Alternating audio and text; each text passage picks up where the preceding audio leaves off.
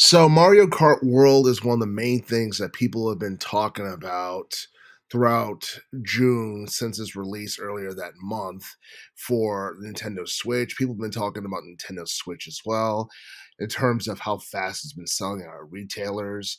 And for the most part, Mario Kart World has got nothing but good reviews. People love the gameplay, the aesthetics, the roster. Um, and they liked the online gameplay until I guess a couple of days ago when Nintendo made an update, and it's something that people have been. I don't know. I feel like for the most part, the update for the online gameplay is something that's received polarizing reviews, leaning more towards negative because there were a lot of people who were fans of the options that Nintendo gave players for Mario Kart World with random and intermission races. And they made an update where even if you select random, there's a high probability that you'll still get like intermission races because I think at one point it was set up where you can choose like any three tracks, and they didn't have to be like linear or anything. You could be like separate tracks. You didn't have to worry about like intermissions or anything like that. And it seemed like Nintendo realized that more and more people were choosing random instead of intermission, and I guess they found a way to make it where um, you try like intermission like races because I guess that's something that they're really proud of and that they're really trying to get players to buy into, and it's something that has led to frustration and players review bombing the game online and stuff like that.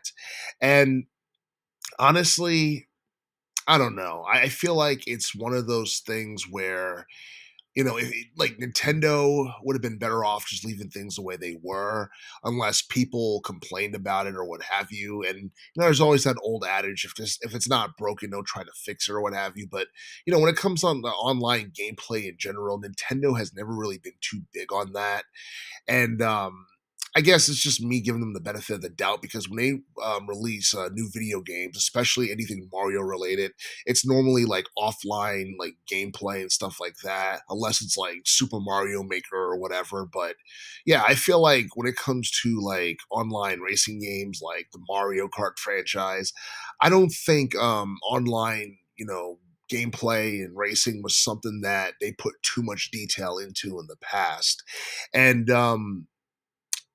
and I don't know if it's one of those cases where they don't care about what their fan base wants, or they don't listen, or they don't care, or just, or I don't know, maybe it's just a oversight on their part. But I do feel like, I guess that one thing shouldn't be able to like ruin the majority of what we got in the Mario Kart World game because I still feel like overall it's still a pretty good game. People still like it. They still dig the stage designs and how challenging it is.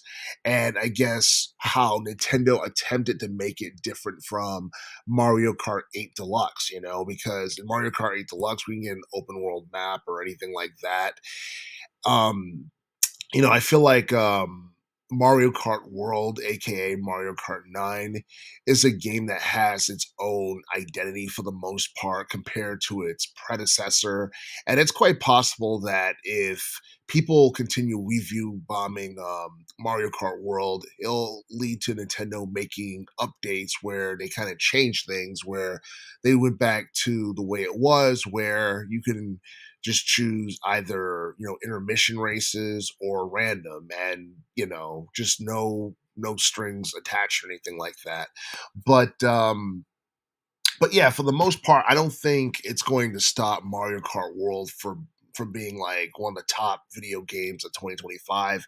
As far as I'm concerned, Mario Kart World is probably a game of the year candidate in relation to 2025. It's definitely game of the year candidate for the Switch too.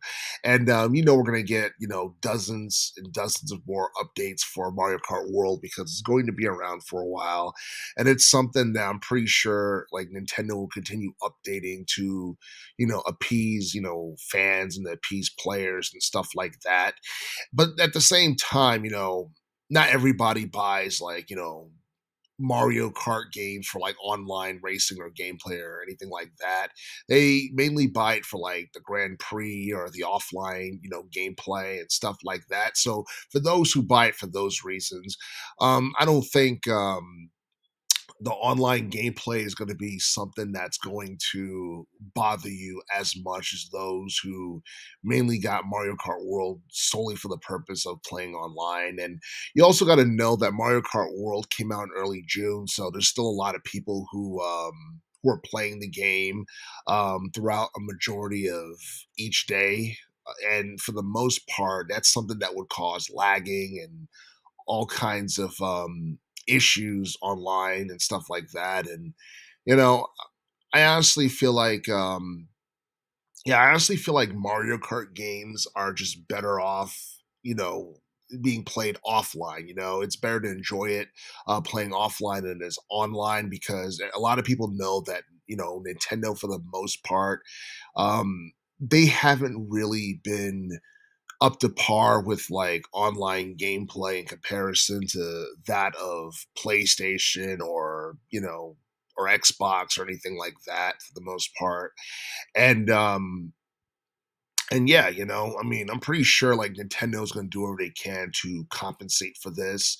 And it's probably something that people will forget about or will make people forget about as time goes by. They might add some, DLC characters, some new stages. They might bring back some old stages from older games in Mario Kart World reimaged.